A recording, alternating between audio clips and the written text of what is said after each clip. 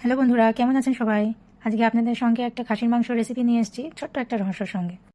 রহস্যটা হলো যে এই যে মাংস আপনারা দেখতে পাচ্ছেন ম্যারিনেশন করা, এটা আমি বিরিয়ানির জন্য করে রেখেছিলাম। কোনো কারণবশত সেটা আর করা হয়নি, তো এটা ডিপ ফ্রিজে ফ্রোজেন করা ছিল। আর এর মধ্যে যে উপকরণগুলো দেওয়া ছিল সেইগুলো আমি সব কিছুই লিখে দিয়েছি। তো এবার যেটা করব, এই মাংসটা আমি রান্না করব, বিরিয়ানির আর করব না। সো যেটা এক্সট্রা দিলাম, এই 4টে কাঁচা পেঁয়াজ দিয়ে দিলাম। পেঁয়াজটা আমি ভাজিনি, কারণ আমি এতে কোনো রকম তেল ব্যবহার করব না। মাংসটা ভীষণই রেয়াজি মাংস, প্রচুর তেল বেরোবে। এক্সট্রা তেল দেওয়ার প্রয়োজন আমার মনে হয় নেই, আপনারা চাইলে দিতে পারেন। যেহেতু মাংসটা মজে আছে, এই জন্য এতে মাত্র একটা হুইসেল দিয়ে আমি নামিয়ে নেব।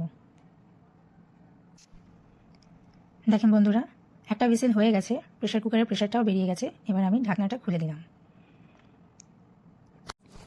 এবার যে এক্সট্রা মশলা এটা দেব, সেটা হলো 3 চামচ ধনে, জিরে আর মরিচের গুঁড়ো। আমি কিন্তু এতে একদমই জল দিইনি। এই জলটা যেটা বেরিয়েছে নিজের থেকেই বেরিয়েছে, এটাকে ভালো করে কষিয়ে নিতে হবে। দেখেন বন্ধুরা, যেহেতু মাংসটা আগে থেকেই অনেক মজে আছে, একটা হুইসেলেই হাড় ছেড়ে দিয়েছে। খাসির মাংসতে একটা আষ্টে গন্ধ থাকে, সেই স্মেলটাকেই দূর করার জন্য আমি মাত্র 1 চামচ ঘি দিলাম। আর ব্যাস, এই তো হয়ে গেল আমার রান্না। আপনারা একটু জানাবেন কেমন হলো। Thank you.